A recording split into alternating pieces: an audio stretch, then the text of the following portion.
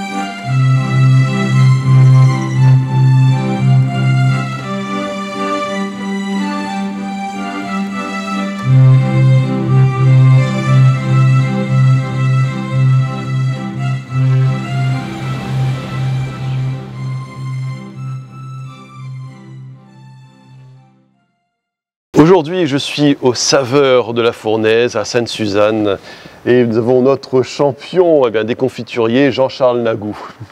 Merci Alexandre. Bonjour, Jean-Charles Nagou, vice-champion du monde des confituriers, transformateur, innovateur dans le domaine de l'agroalimentaire.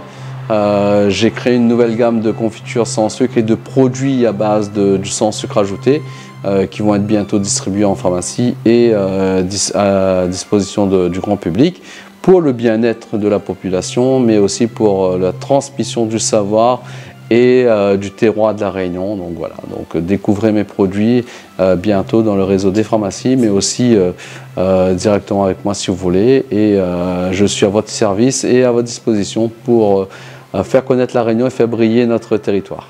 Jean-Charles, là il y a une nouvelle gamme justement de confitures sans sucre ajouté. Et c'est une nouvelle gamme justement, comme son nom l'indique, qui est sans sucre, mais qui a quand même le goût du sucre. C'est ça qui est extraordinaire. Oui, je dirais même qu'il y a le goût du fruit. Ouais. On ne retrouve pas le goût du sucre, mais on retrouve le goût du fruit. Sucré, et c'est un retour naturel à nos anciens qui, au départ, avaient créé des confitures sans sucre.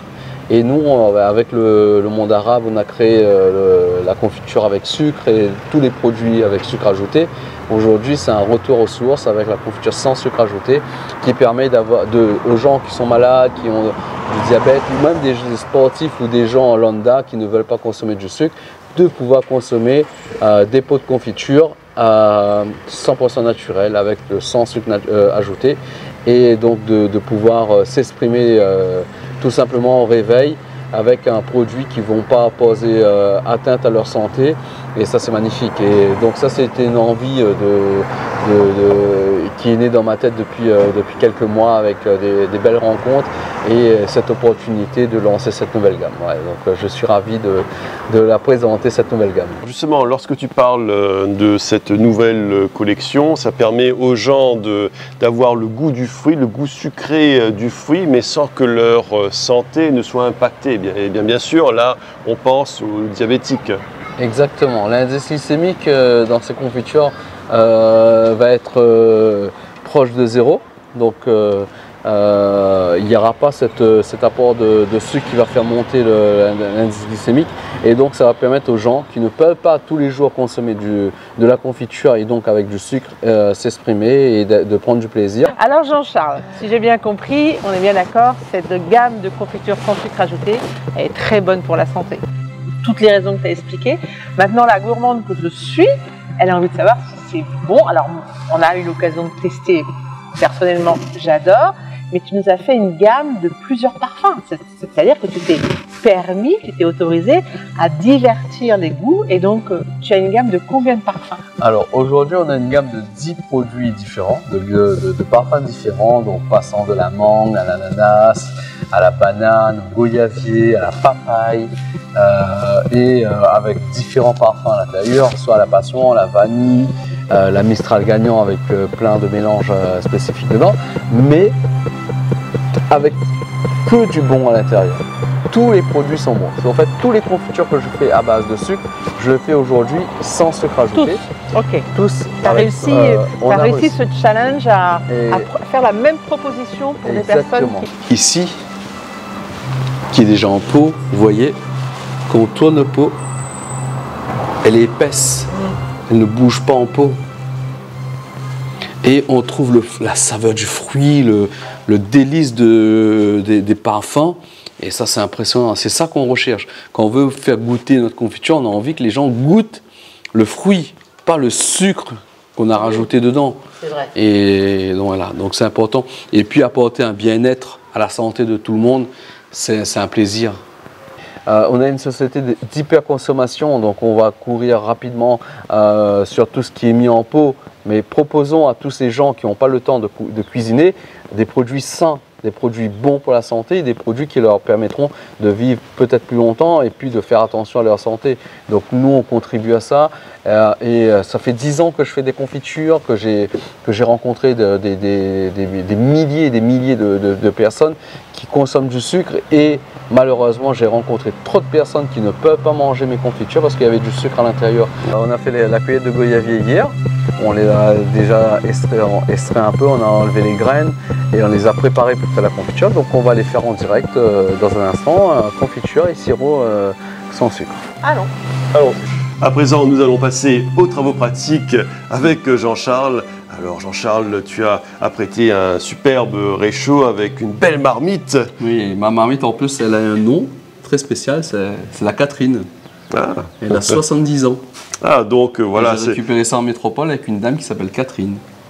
Ah bah nous saluons Catherine de Métropole, et d'ailleurs ce qu'on dit c'est que c'est dans les plus vieilles marmites qu'on fait les meilleures recettes. Ah, c'est exactement ça.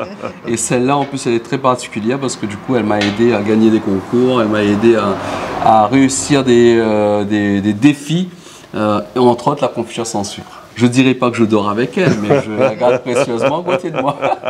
J'ai des photos qui prouvent que voilà, la marmite est sur mon lit à côté de moi. Donc, on a parlé de la marmite. Maintenant, la première recette des confitures qui a été écrite par et le livre avec la première recette de confiture. Ouais. Est-ce que vous savez d'où elle vient et par qui elle a été écrite? Alors, je ne sais pas, tu as peut-être un petit indice à nous donner? Ça date de plus de 600 ans. Ça reste en Europe ou pas? En France. En France? En France.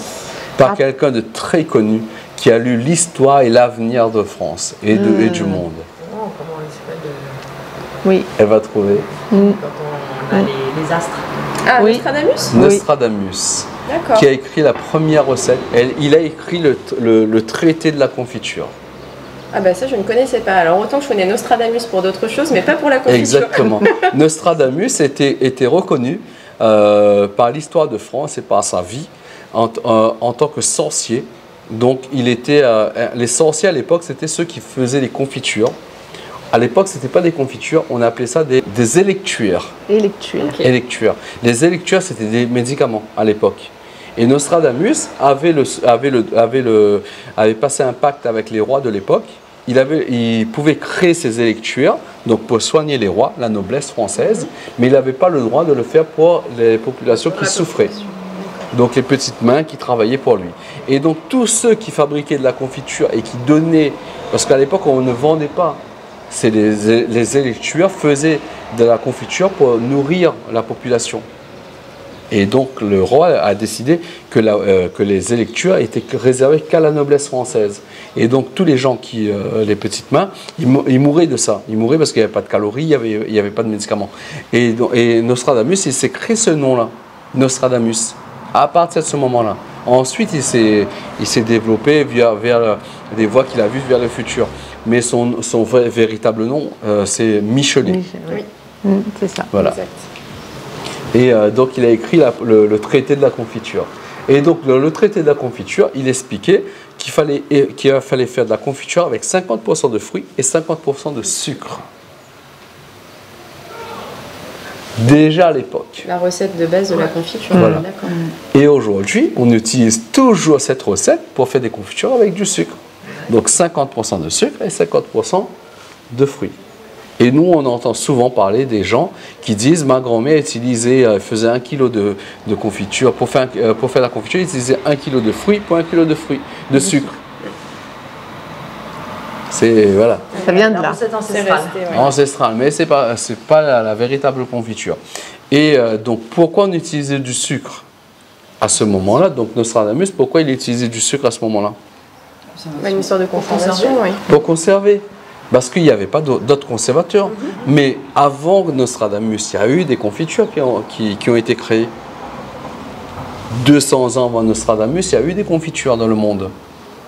Avant que Nostradamus décide de mettre la confiture, de sucre dans la confiture. Ouais. Qu'est-ce qu'on utilisait à la création pour conserver nos fruits et les légumes? Parce que la confiture, c'est un mode de conservation. C'est comme aujourd'hui les poulets rôtis ou les recettes qu'on a, c'est des modes de conservation. Donc on savait, pour passer l'hiver, il fallait conserver les fraises, les framboises, l'abricot, tous les fruits qu'il y avait pour passer l'hiver et attendre la prochaine saison pour manger. On utilisait quoi à l'époque pour conserver les fruits et manger toute la saison et les tartiner? Brigitte, tu le sais. On les séchait, non? Non, je sais. Ou les bocaux, ouais. Tu les stérilises? Ben non. Ouais, mais non, à l'époque, Non, mais il fallait rajouter un ingrédient à l'intérieur pour les conserver. Mais à part le sel, je vois pas ce qu'ils conservent en fait. Le vin. L'alcool. Le vin. Ouais, le vin. Et donc les premières confitures qui ont existé au monde étaient à base de vin. Elles étaient alcoolisées. Pas alcoolisées, mais elles étaient conservées par le vin. Ok. Aujourd'hui, je suis le seul confiturier au monde à réutiliser encore le vin dans mes confitures comme conservateur, mais à Toulouse. À La Réunion, je ne le fais pas, mais à Toulouse, il y a une récolte de vin. C'est le vin de Candice que j'utilise pour faire mes confitures à Toulouse, à la base de fraises, d'abricots ou d'autres. Voilà. Et il n'y a pas de sucre à l'intérieur. Et donc, vous voyez, ça saute dans tous les sens. Donc là, c'est presque cuit. On va rajouter la vanille, donc le caviar de vanille, donc celui-là, petit caviar de vanille. Donc c'est tous les graines qui sont à l'intérieur.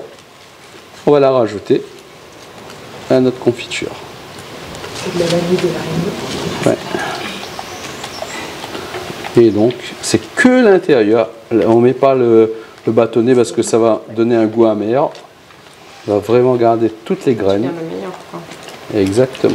Et voilà. On appelle le caviar. C'est le caviar de vanille. Nos petites billes qui sont à l'intérieur. Et là, elle est quasiment cuite. À présent, il faut goûter, Jean-Charles, de ta confiture de goyavier sans sucre ajouté. Bah voilà, donc là, on est sur un va. produit qui est quasiment fini. Tu peux goûter. C'est chaud, hein? Ah, j'aime bien, c'est délicieux, quoi. On a l'impression que c'est sucré, mais en fait, non. Il y a le goût Ouais, sucré, le goût sucré, mais il n'y a pas de sucre ajouté. Voilà. C'est ça qui est incroyable. C'est ça tout le paradoxe, en fait. Voilà. Et là, on voit bien. En fait, ta confiture donne l'illusion d'être sucrée sans avoir de sucre à l'intérieur. Exactement. Tu as trouvé le mot magique, l'illusion. Mais l'illusion, il se perd dans le corps parce que c'est vraiment une réalité. Quand la personne diabétique ou la personne qui a un problème avec le sucre va le consommer, il ne va pas le ressentir sur son corps. Donc ça va apporter un bien-être dans un quotidien pour les gens qui ne peuvent pas consommer de sucre. Voilà. Là, vous avez le sucre naturel du fruit, plus un conservateur donc, qui s'appelle le maltitol, qui va venir apporter justement cet effet de conservateur dans la confiture. Aujourd'hui, on utilise du sucre pour conserver. Maintenant, on a trouvé la solution pour conserver nos confitures plus longtemps.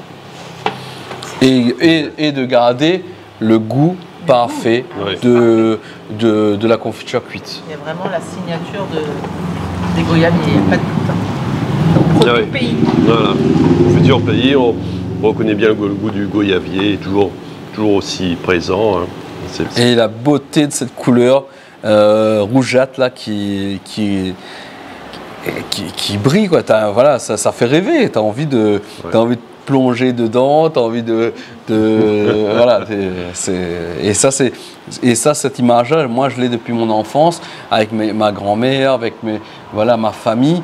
Pour moi, c'est une tradition réunionnaise. Donc, l'idée, c'est de faire de la confiture traditionnelle sans sucre ajouté. Il y a beaucoup de personnes qui se posent la question, où peut-on trouver ces pots de confiture sans sucre ajouté? Eh bien, la bonne nouvelle, c'est que très prochainement, à partir du mois de juillet, en fait, ces confitures, on va les retrouver dans certaines pharmacies réparties sur toute la Réunion, des pharmacies qui ont été sélectionnées pour ça. Pourquoi la pharmacie? Parce que, évidemment, qui mieux qu'une pharmacie ou l'employé de la pharmacie, ce sont les personnes qui connaissent le mieux les personnes qui sont concernées par des problèmes de sucre. Ce sont des personnes en pharmacie qui sont capables de conseiller, de recommander et qui sont parfaitement au fait de cette problématique. Donc il s'agit de pouvoir proposer un produit parfaitement adapté aux besoins de cette population. Donc c'était plutôt logique de pouvoir pas simplement proposer de vendre ces confitures sans sucre ajouté, mais c'est également d'avoir tout l'accompagnement, toutes les recommandations, tous les conseils qui vont avec et qui vont autour. Dans quelle pharmacie va-t-on les retrouver? Alors, on va implanter cette gamme de confitures sans sucre dans un certain nombre de pharmacies à La Réunion. Le plus simple pour les retrouver, puisque au fur et à mesure, il va y avoir des nouvelles pharmacies qui vont pouvoir les proposer à la vente. Et le plus simple, c'est de suivre en fait les saveurs de la fournaise sur les réseaux sociaux, en particulier sur Facebook. Et au fur et à mesure qu'il y aura une pharmacie qui va implanter le produit, eh bien, vous pouvez le retrouver sur les réseaux et vous allez le savoir de manière à ce que vous n'ayez pas besoin d'aller trop loin par rapport à là où vous habitez et que toute la Réunion, à terme, sera couverte. Ah, quelque part, c'est un peu une chasse au trésor. Il y a un petit esprit chasse au trésor. Effectivement, le moindre mal, c'est de suivre en fait les saveurs de la fournaise sur les réseaux sociaux, ce qui n'est pas très douloureux en soi. Et au fur et à mesure, à chaque fois qu'il y aura une pharmacie dans chaque ville ou chaque partie de la Réunion, de manière à ce que, encore une fois, vous ne soyez pas obligé d'aller trop loin pour trouver ces merveilleux produits. Vous aussi retrouvez les pots des saveurs de la fournaise de Jean-Charles Nagou dans vos pharmacies ou ailleurs. Et moi, je vous souhaite une bonne journée et je vous donne rendez-vous pour un prochain numéro de Sous la Varangue. À très bientôt dans Sous la Varangue.